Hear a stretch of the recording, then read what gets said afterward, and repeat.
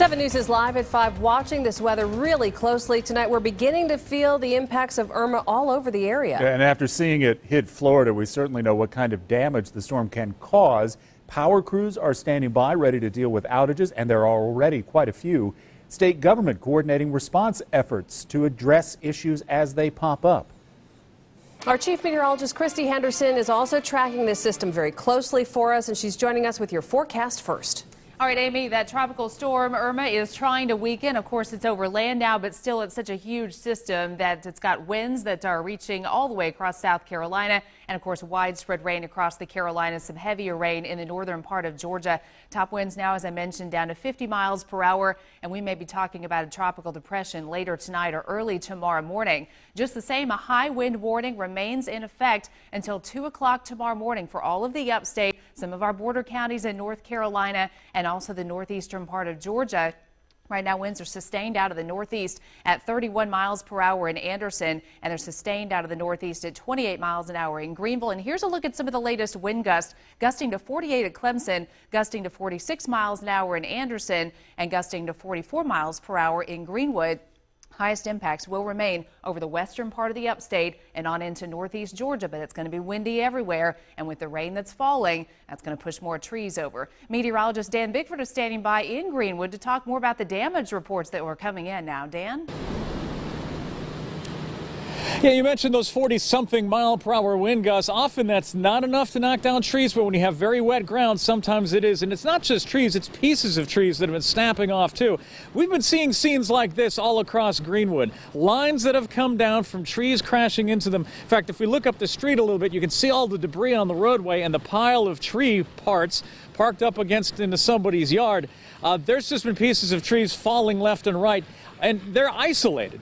They'll happen in one place, and then crews will go maybe half a mile over and take care of another spot where a tree has come down. And as long as we have these winds around, this is going to be going on through the night. And of course, anytime it hits a power line or something like that, you're going to have power outages. So this is something we're going to have to watch on through tonight into the wee hours of tomorrow morning. And of course, Christy, you'll let us know when all of these winds are going to be finally pushing out of our area. Yeah, that's right, Dan. As you mentioned, through midnight, maybe into the early morning hours of tomorrow, and then the gusts are going to slowly go away. We'll talk more about the widespread strong winds that we have across the southeast in general in the forecast coming up in just a few minutes. Busy night for you, Christy. Thank you. And again, as Dan was pointing to, the big concern tonight will be possible power outages because of the strong winds that Irma's sending our way.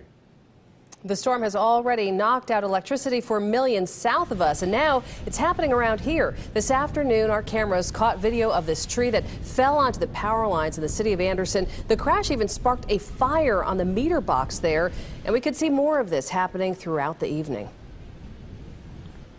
The 7 News reporter Dave Jordan is live in Greenville at the staging area where several utility crews are working, and look at how things are going for them. It's going to be busy, busy times, right? Absolutely, Amy. The storm, as we know it, as far as the hurricane force winds may have diminished, but the wind and the rain, as you can see, is very much a threat tonight. 28,000 people across the upstate at this hour are without power. It's expected to get a lot worse, which is why these linemen you can see behind me are gathered here tonight. As Irma continued her wrath across the southeast, hundreds of Duke Energy linemen and contractors mobilized in Greenville near this parking lot at the TD Convention Center. Our first priority here in the upstate is to make sure we get through the storm, that the storm passes through, and whatever outages or damage we see to our system, we address. Hundreds of upstate Duke Energy customers woke up without power this morning, and increasing winds from Irma remain a threat, which is why this group, nicknamed the Cavalry, rolled into Greenville while most of us were sleeping. By midday, crews were still arriving. The folks that you're seeing behind me pulling in, and many more that are going to show up later today, are here to address those outages. But you can help them by taking precautions and staying alert. If you don't need to be on the roads, stay off the roads. If you see a down power line, broken pole, call Duke Energy, let us know. Duke Energy spokesman Ryan Mosier says any power outages in the upstate will be repaired first. After that, crews will be sent to Florida to assist in restoration there. And we can tell you that there were about 300 people, linemen, contractors who came in from Charlotte tonight. Here's why it could take a while for the power to be restored once it does go out. The winds could go up to 30 miles an hour, and crews cannot work in that type of wind, so they will have to wait until the wind drops before they can make some of the repairs. A lot going on. People are watching tonight. Again, 28,000 people across the upstate without power at this hour. We are live tonight in Greenville. Dave Jordan, 7 News. And for each of those 28,000 customers, Dave, it is so frustrating to wait. One of the things they also said in the news conference today out of Columbia was don't go up to the crews and deliver cookies or try to talk to them, right? You should steer clear of these power crews, let them do their work when they finally can. Absolutely. You know, this is one of those communities where people will turn out to help people who are working in the elements. They'll offer you things, and this is generally something that they do.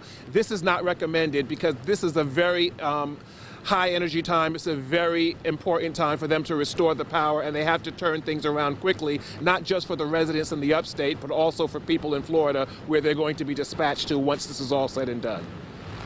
All right, Dave Jordan live tonight. Thanks, Dave. Now, if you have a generator to get you through while the power's out at your place, be really careful. The Consumer Product Safety Commission says about 50 people die each year from these generator mishaps when carbon monoxide winds up poisoning you, or there are also burns that can be involved. You should never run a generator indoors or even near entryways, windows, those kind of places. Also, be sure to turn off the main breaker, use the correct plugs, and do not overload the generator or you will burn through your fuel too quickly. The Greenville Health System says it is already getting more people in the emergency room because of the storm. They're asking everybody, if it's not a true emergency, don't go to the ER. Instead, for non-emergencies, you can go to one of these urgent care places at GHS. They call them MD 360. They also have after-hours children's clinics in Greenville and Spartanburg. Hospital also directing patients to what it calls smart exams online. Now, whether it's hospitals helping the injured, utility crews responding to these outages, all of the Irma response efforts are being coordinated from emergency operations centers in Columbia. Governor just gave us an update there a little while ago. He's now visiting with evacuees at a Midland shelter. 7 News reporter Katie Sold standing by live now. It looks like at the shelter, Katie. Yeah, Gordon, we're here at Dent Middle School. This is one of 25 shelters in the state of South Carolina that's open right now for evacuees, not only from the South Carolina coast, but it's also open to evacuees from Florida and Georgia as well. We learned today in the governor's afternoon press conference that there are around 884 people in those shelters right now. As you mentioned earlier, Governor Henry McMaster visiting some of them here today at Dent Middle School. This is just 2 hours after his latest update on the storm. And again, we're learning today more than 80 South Carolina roads are closed, mostly due to downed trees. The Department of Transportation says they currently have more than 2,000 workers already working to clear those tree branches out of the way. From every department today, though, the biggest message is that people need to stay indoors and avoid driving as much as possible. There's no need to put yourself, your family, or the safety of the first responders at risk during this dangerous storm. So we're asking everyone, especially along the coast, to stay inside even after it starts raining.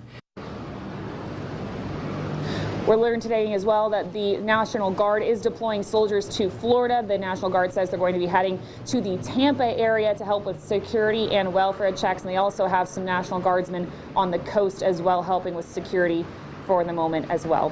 Live in Columbia, Katie Sold, 7 News. Since we're checking in with all these different places throughout South Carolina, Katie, how has it been in the Columbia area today, the storm?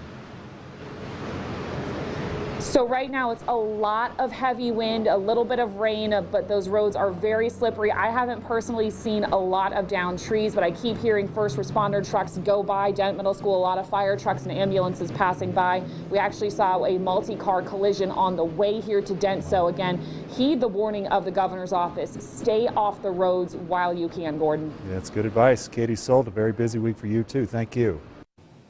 Irma's impacts reach far when you come to South Carolina. Take a look at the flooding in parts of Charleston tonight. You can see the waves smashing over the Battery there in downtown, and dozens of streets had to close after being covered up by more than 9 feet of water there in Charleston.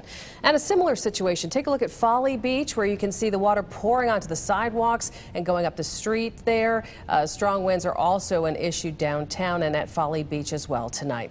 Irma is also causing problems along the coast of Georgia. High tides brought in by the tropical storm crept up quickly, leaving parking lots in River Street underwater. Many people are being told to stay indoors, stay away from the seawall just for your own safety, though the state has already reported its first storm-related death. Irma also is creating severe flooding in parts of Florida. Meg Oliver in Florida City now with a closer look at the problems the storm is causing there. Neighbors help rescue neighbors in Jacksonville, Florida, as historic floodwaters rage through the streets. Irma's storm surge overwhelmed St. Johns River. This is potentially a week-long event with water and the tides coming and going. Streets are also left underwater in Naples. Hurricane Irma first made landfall Sunday in the Florida Keys as a Category 4. A day later, mobile homes lay on their sides in Big Pine Key and roofs are missing. Some are thankful it wasn't worse. See, I got the walls up, and we can always rebuild it. Irma damaged some roads in the Keys, making them impassable. Residents hoping to get back home are forced to wait. I'm not frustrated. I'm just upset at all this stuff happening to people, to us, to all of us. It's not frustrating. It's just sad. From talking to the officials down in the Keys, the water is not working, the sewer's not working, and there's no electricity. So it's very tough. Irma also caused devastation in Florida City, reducing buildings to rubble. One of the biggest obstacles for residents returning home to survey the damage are downed trees like this one, blocking roads. Downed trees are also a problem in Miami. Cars had to maneuver carefully around them. People think it's back to normal. It's not back to normal.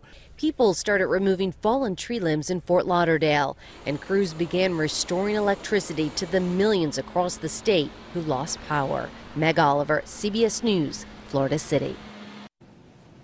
Tonight we are still waiting on word about school for tomorrow. A lot of you are waiting for that, right? Yeah. There are a few delays, which you'll see. They'll scroll at the bottom of your screen. We're told that Greenville County schools will make their call, their decision, around 6 o'clock tonight. Yeah, my kids keep texting me about that one. We're waiting just like they are. Anderson County School District's hoping to make that same call at about 7 o'clock tonight. The very latest on those and any Irma updates, WSPA.com and that free 7 News app.